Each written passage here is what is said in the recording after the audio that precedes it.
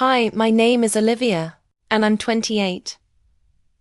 I've been working as a marketing coordinator for a small company in the heart of the city for the past 3 years.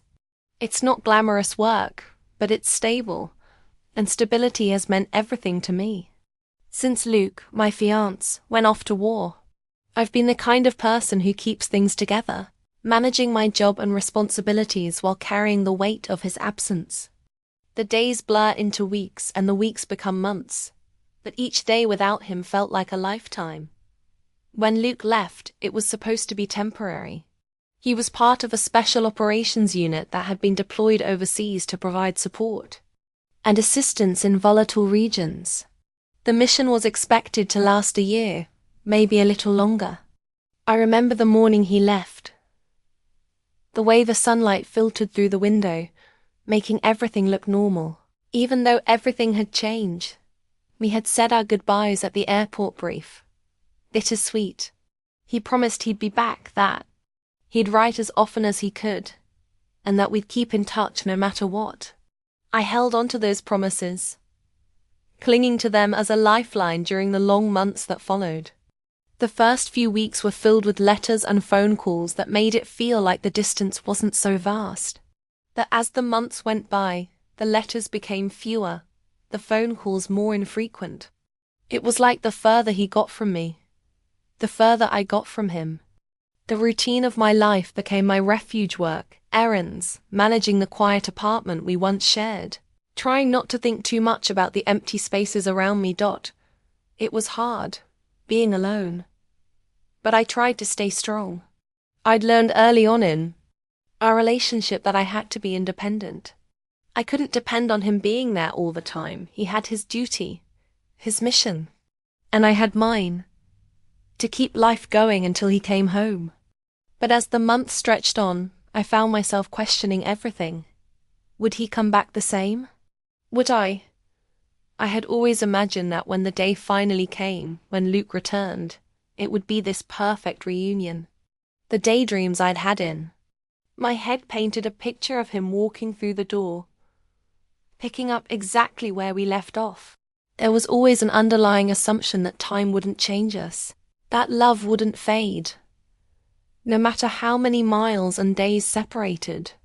But today, as I sat at my desk in the office, reviewing marketing data and preparing a presentation, it felt different.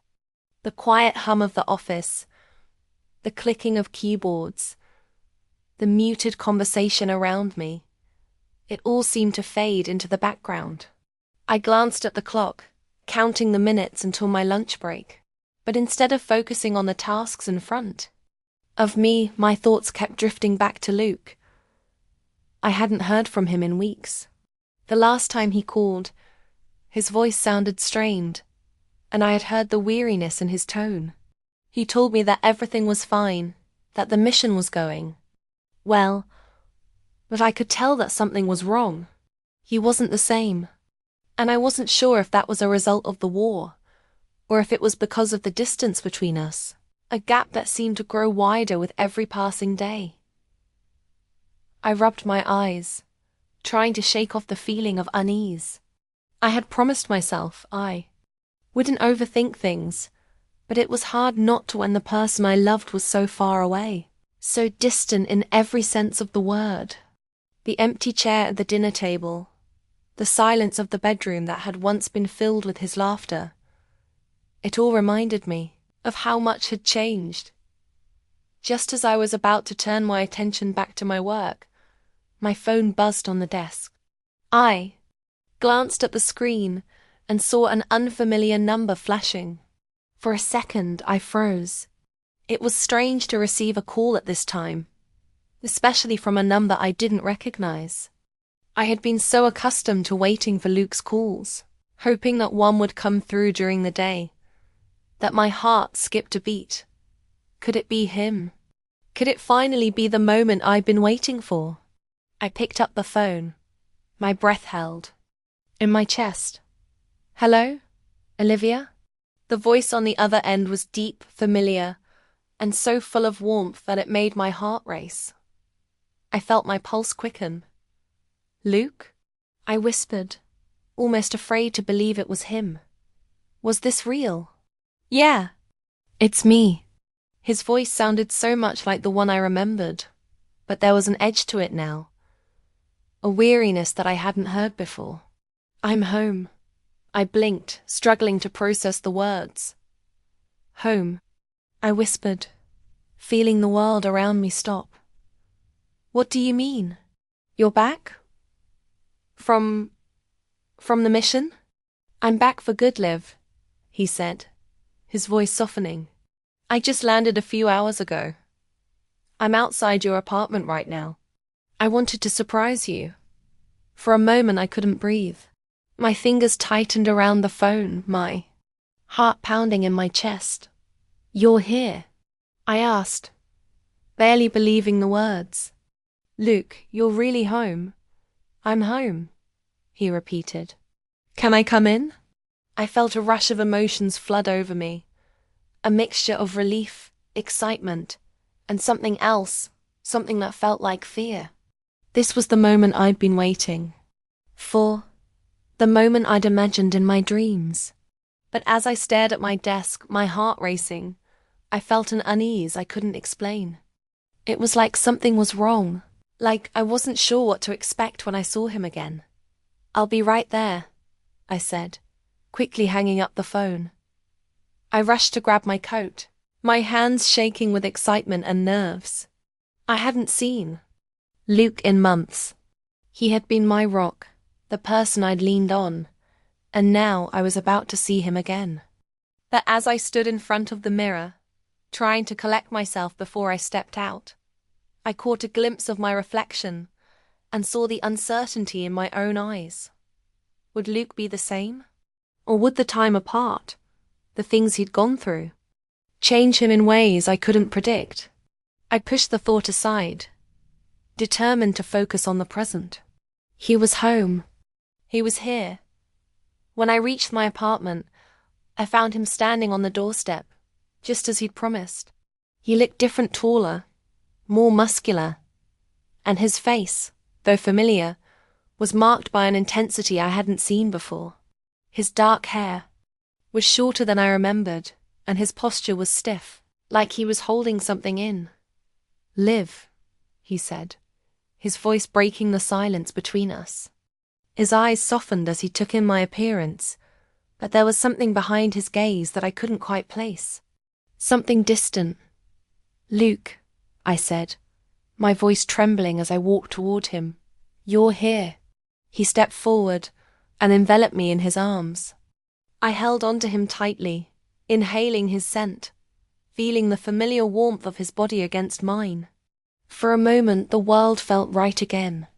But deep down, I couldn't shake the feeling that something had changed. Something between us when he pulled back, his eyes were different, harder. I've missed you, Liv. More than you'll ever know, he whispered. But there was something in his voice that made my chest tighten. I've missed you too, I replied, trying to smile. But the unease was growing inside me. This wasn't the reunion I had imagined. Something was off. Can we talk? He asked, his voice heavy with emotion. There's a lot I need to tell you. And in that moment, I realized that the man standing before me was not the same one I had said goodbye to. The war, the experiences he had been through, had changed him. And now it seemed those changes were going to test the love we once shared. Of course, I said softly. Let's talk. But little did I know the truth Luke was about to reveal would change everything between us. The next few days after Luke's return were a wind of emotions. We tried to settle back into a routine, and the apartment that had once felt so empty now seemed like a place of possibility again. It was easy to fall into the comfortable rhythm of being together, cooking dinner, watching TV, laughing about silly things. On the surface, it seemed like nothing had changed, that there were moments, small moments, that felt different. Luke had changed. I could see it in his eyes, hear it in the way he spoke. There was a weight to his words that hadn't been there before. At first, I convinced myself that it was just the time apart. He had been through a lot, after all. He needed time to adjust. But as the days passed, I couldn't ignore the subtle shifts in his behavior. He was more withdrawn, sometimes distant, like he wasn't fully present, even when he was physically right there beside me. He would zone out. During conversations, staring at nothing, his thoughts clearly elsewhere. When I tried to ask him about it, he'd offer an empty excuse or simply brush it off, saying he was just tired from the long trip. But deep down, I knew something wasn't right. He wasn't sharing with me. And that hurt. One evening, about a week after his return, I decided I couldn't let it go any longer. Luke was sitting on the couch, his eyes focused on the television, but I could tell he wasn't really watching it. His mind was elsewhere. I walked over and sat down beside him, my heart pounding in my chest. I needed to talk to him, needed him to be honest with me. "Luke," I said softly, reaching out to touch his arm. "What happened over there? I know you're not telling me everything. Please, talk to me." He flinched slightly at my touch, then sighed and turned to face me. His eyes, usually so warm, were cold and distant. He rubbed his hands together, as if trying to soothe himself, but the tension in his shoulders told me everything I needed to know. "I told you, Liv. I've been through a lot. I don't want to drag you into it. You don't need to know all the details." I could feel frustration building inside me. I had been patient, waiting for him to open up, but now it was clear that he wasn't going to. He was shutting me out, and I couldn't understand why. "You don't get it, Luke," I said, my voice trembling with emotion. "I do need to know. I love you, and if you're going through something, I want to be there for you. But I can't help if you won't let me in." He turned away from me, staring out the window, his jaw clenched. I saw the muscles in his back tighten, and I could tell he was struggling with something deep, something that he was too afraid to share. "I don't know if you can help me, Liv," he whispered, almost to himself. "You wouldn't understand what it was like over there. The things I saw. The things I did." I sat in stunned silence, my heart aching. I had no idea what to say. What could I say to make him understand? I wanted to be there for him. But how could I help when he wouldn't let me in? "I'm trying, Luke. I really am," I said, my voice soft but desperate. "But you have to let me in. You can't keep pushing me away." He finally turned back to face me, and for a long moment we just stared at each other, the weight of everything between us palpable in the room. His eyes were dark, haunted. It was clear he was fighting something, fighting himself, fighting his past, and I had no idea how to reach him. I didn't want to come back like this," he admitted, his voice barely above a whisper. "I thought I could just pick up where we left off. But it's not that simple, Liv. The war ... it's changed me. And I don't know if I can ever go back to who I was before." I reached for his hand, pulling it into mine, desperately hoping that this moment of honesty would break through the wall he had built around himself. "Luke, I don't expect you to be the same. I don't need you to be who you were before. I just need you to be honest with me. Please." He closed his eyes, a deep sigh escaping him. There's something I have to tell you. Something I haven't been able to say." I felt my heart skip a beat. I knew this was the moment. Whatever had been weighing on him, whatever he had been keeping to himself, was finally going to come out. "Go ahead," I said, trying to keep my voice steady, even though my hands were trembling. "You can tell me anything." Luke looked down at our hands, his grip tightening around mine. "There was a mission, a covert operation. It went wrong. We were supposed to secure a building, get in and out without anyone knowing we were there. But it didn't go as planned. There was an ambush. I couldn't save him. I couldn't save one of my guys. My breath caught in my throat. I could see the pain in his eyes as he spoke, the guilt he was carrying like a heavy burden. I didn't need to ask who he was talking about. I already knew. He was talking about a fellow soldier, someone who had been right next to him, someone who had trusted him with his life. Luke ... I whispered, my voice breaking. You can't carry that alone. I'm trying not to, he said, his voice shaky. But every day I wake up, I can't shake the guilt. I keep asking myself if there was something more I could have done. If I could have saved him.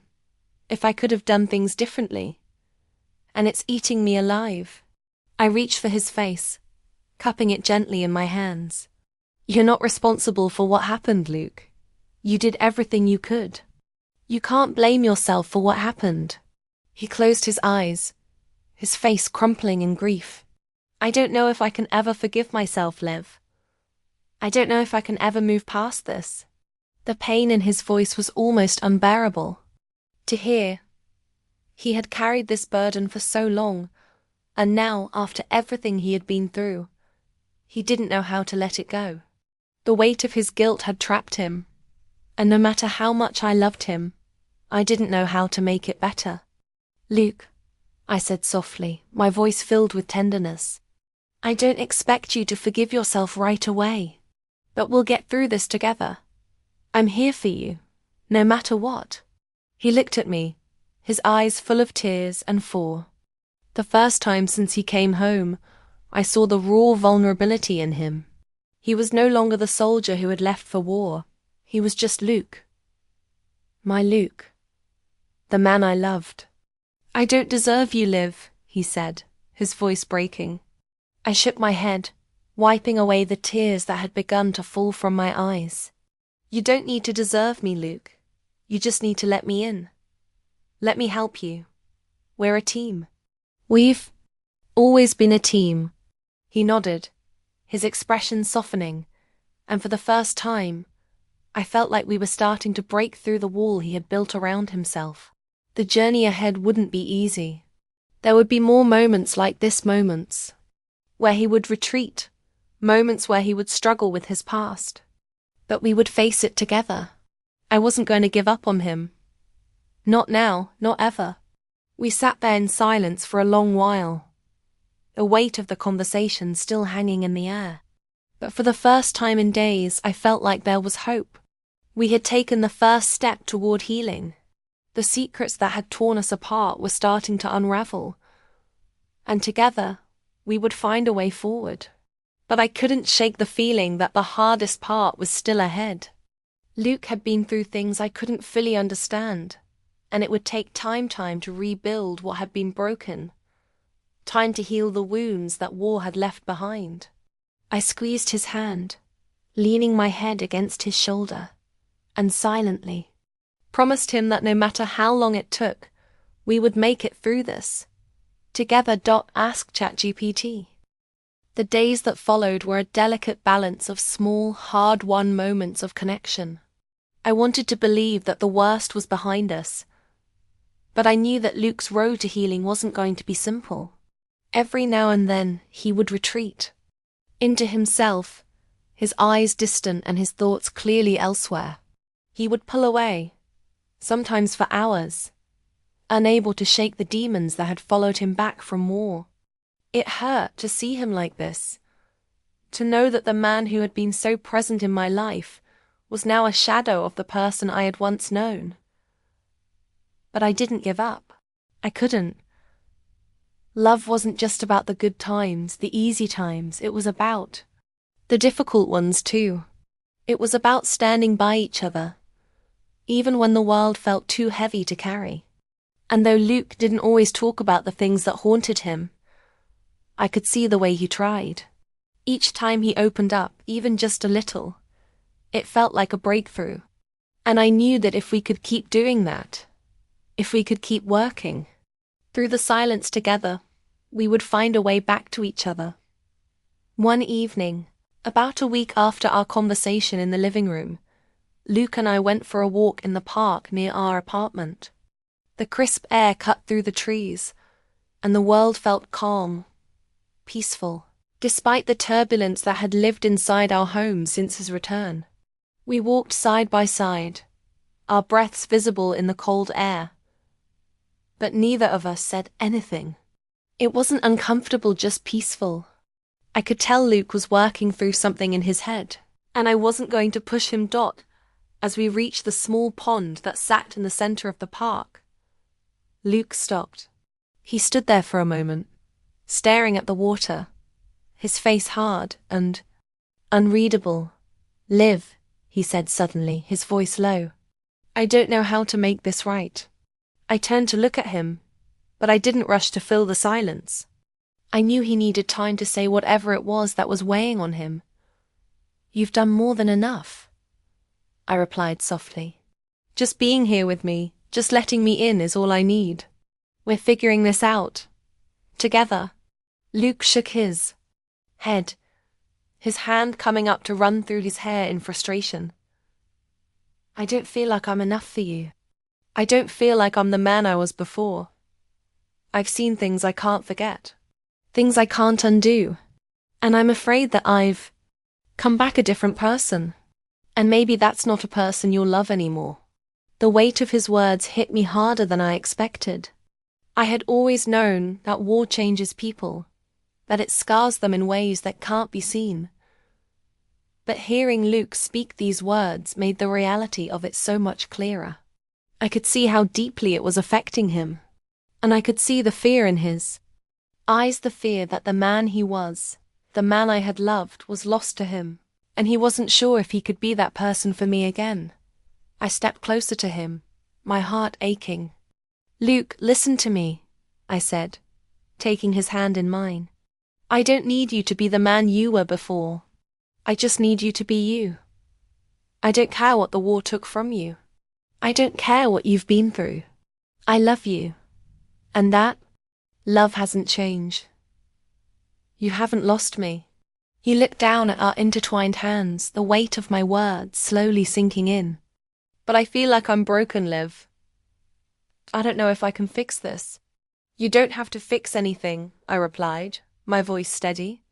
"You just need to let me be here with you. You don't have to go through this alone." Luke turned to face me fully, his expression softening, though there was still a vulnerability in his eyes. "You mean that? You'll stay? Even if I'm not the man you remember?" I cupped his face in my hands, lifting his gaze to mine. "You are the man I remember, Luke. The man I fell in love with. You're just carrying a lot right now. But that doesn't mean I'm going anywhere. I love you, and I'm here, no matter what." The moment hung between us like a fragile thread, but I could see the cracks in the wall he had built around himself beginning to weaken.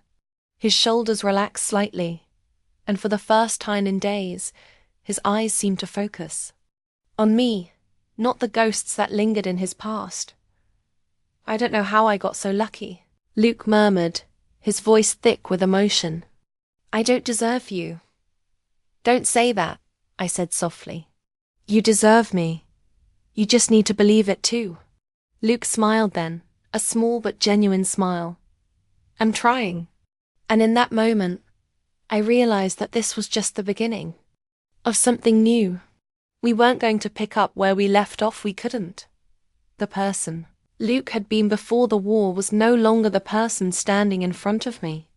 That didn't mean we couldn't build something new, something stronger, from the pieces of what we had before. We spent the rest of the evening walking, hand in hand, through the park. There was still a long road ahead of us, and I knew it wouldn't be easy. But as we walked side by side, I felt a sense of peace I hadn't felt in months. For the first time since his return, I didn't feel the tension between us. The distance was still there, but it was closing.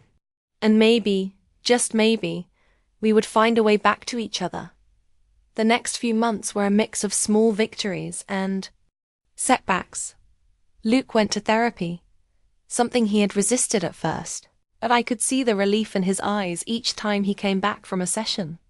Slowly but surely, he began to let go of some of the guilt, some of the weight that had been dragging him down. We found new ways to communicate, to connect. There were still moments of silence, still times when the old pain would flare up. But we didn't shy away from it. We faced it, together. One night, as I sat in the living room, watching Luke flip through a photo album we had started years ago, I realized how much had changed between us. The pictures in the album told the story of our past, a past that we were both rebuilding. But they also told the story of our future, a future that was no longer defined by war, by loss, by guilt. A future where we could love again, not despite what had happened, but because of it. Luke looked up from the album and caught my gaze. His eyes were no longer haunted, no longer distant. They were clear, full of life, full of hope. "I'm not the same as I was before, Liv," he said softly, his voice filled with a quiet certainty. "But I'm ready to be the man you deserve." I smiled, my heart full. "I love the man you are now, Luke. And that's more than enough for me."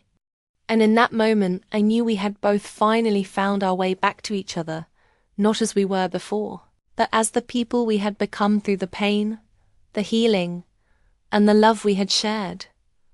The storm had nearly torn us apart, but it had also brought us back together, stronger than before. And this time I was certain nothing would tear us apart again.